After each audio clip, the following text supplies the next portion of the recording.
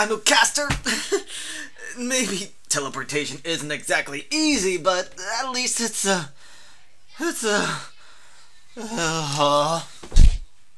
Charlotte is an anime made by the same team that created Angel Beats, one of my favorite shows of 2010. This anime is about a boy who has the power to possess someone for 5 seconds, retaining any and all memories through the possession.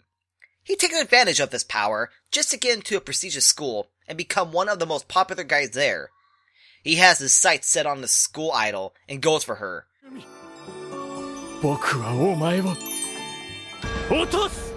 Using his mind powers to create the scene that he can use to win her over. Things seem to be going well for him, until now tricks him to using the possession to cheat on a test. He is then forced to transfer schools, along with his little sister, for the sake of keeping his powers in check and not being a total asshole about it. He meets up with his date only to get dumped by her and move into the new apartment, pretty much feeling his life is ruined. And by life, I mean, well, his love life for the moment. And that's how the episode ends. Now that we have a synopsis, let's dive a bit deeper into the first episode and see how it is for our first impression. Yu Otosaka is first seen as a middle schooler who discovers his power by accident in the middle of the street. After figuring out the full extent of his power, which is only 5 seconds, he takes over the smartest kids in his class to ace all the tests and eventually get into the most prestigious school. While making a speech during the opening ceremony, 2 girls take note of him, Yumi and Mishima. Yumi is a pretty and popular girl at the school and is possibly the top of the class in terms of the females. She is rescued by Yu, but eventually breaks it off with him once he tells her that he has to transfer schools. Mishi is her friend, and that's all we know. Now Tomori is this girl who is a student council president at her school and has been following Yu around with a camera to keep close monitor on him and his power. The thing is with her power though is that she can only be invisible to one person at a time. Jojiro, or Jojiro? Jojo. Yeah, Jojo! Is also part of the student council, along with Now, and has the ability to move extra fast, as if he appears teleporting. Or so says Wikipedia. He tends to injure himself quite a bit, due to him unable to stop whatever he wants to, possibly due to the acceleration. Last but not least, Yu's little sister Ayumi. She's a hyper and cute little sister who is excited for the change of pace. She reminds me of Mei from Clannad in terms of her hyper little sisterness, and she mentions someone who's close to her at one point in time, but nothing can be really remembered by our main character. Now that we got that out of the way, let's go into a bit more of the character. Is there anything that makes them unique? Well, the technical answer is no. But, are they unique within the universe itself? The answer is yes, which is a good thing. I've seen anime where every character has only one trait, being cutesy. Even if they have different personalities, they hardly shine through. And even though this isn't exactly the next Dragon Ball Z or Full Metal Alchemist, this first episode did impress in its own right. Sho has the ability to control people's bodies, which he takes advantage of, and because of that, he almost seems antagonistic. Now could disappear, but she's using it to keep an eye on our protagonist for the betterment of everyone. We also have Jojo here who can go so fast, it's almost like he's teleporting, and it's basically to me like the Hinata of the group. I'm not really going to go into too much detail about the other characters, as I'm not sure if they'll play a big role or not into later episodes. Now that we got each of the characters' uniqueness out of the way, I want to talk about the next 3 things we're going to be covering. We're going to be talking about the visual, the audio, and as well as the grading system. Now, visual and audio, they're pretty self-explanatory what we're going to talk about. The grading system, I will get to that once we get to that point. Now, let's talk about the visuals of the anime. The visuals for this show are, to me, so-so. At least compared to Angel Beats and Clannad. I know I shouldn't be comparing them too much, but I can't really help it, as Key had a hand at making some of the best anime of all time. Angel Beats has a nice look to it that the exaggeration can be used to help make the characters unique, quirky, and sometimes stand out from the others. This show, well, some of the characters look a bit off.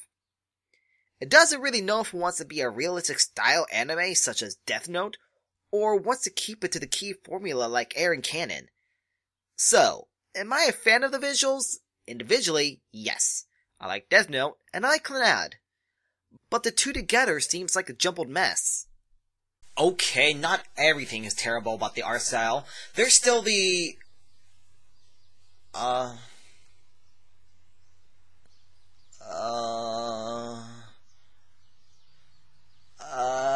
When it comes to the soundtrack, there's no opening nor ending to the first episode, which can be a good and bad thing.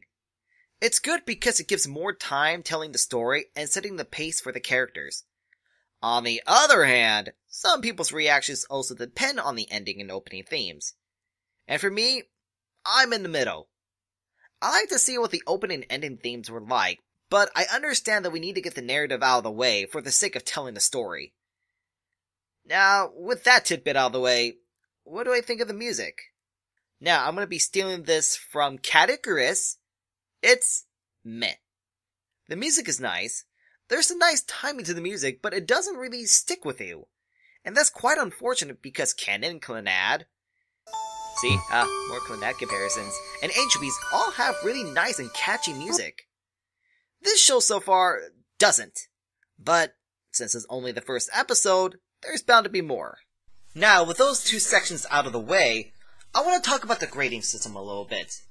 How it works is that we're going to review the story, the characters, the audio, and the visual, and see how each of them are, and whether or not they should get another watch, or skip like the plague. Now let's take a look at the grading system and see how it stands up to the big boys. The story itself is interesting, and it's something I like to see more of. Despite there being anime about teens with superpowers, I don't think there's that many anime with powers themselves are very incomplete. And being a fan of Clannad and Canon, and even enjoying the Air movie, this anime story is really up my alley. My grade for it is an A-. Characters, on the other hand, aren't very unique compared to other anime, but they're unique within the universe they're inhabiting, so I'll give it a B. Visuals are a jumbled mess and detract from the other experiences of the show, so I give it a D. The audio in the show isn't anything to write home about either, and is not catchy unlike its predecessors, Clannad, Angel Beats, but I think it might be better on episode 2 and on. But for now, it's only getting a D grade. And with that, ladies and gentlemen, I give this show a second chance. That's all I have for everyone today. If you'd like to see more episodes, go ahead and like and subscribe to my YouTube channel, which is youtube.com/ScottyOakenOfficial, and to youtube.com/BloodAlchemist. Alchemist Blood.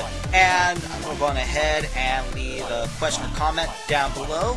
And what? Is there something on my face? Is there something on my face? No? Oh. What? What are you looking at? Something behind me? I don't see anything. Why do you keep...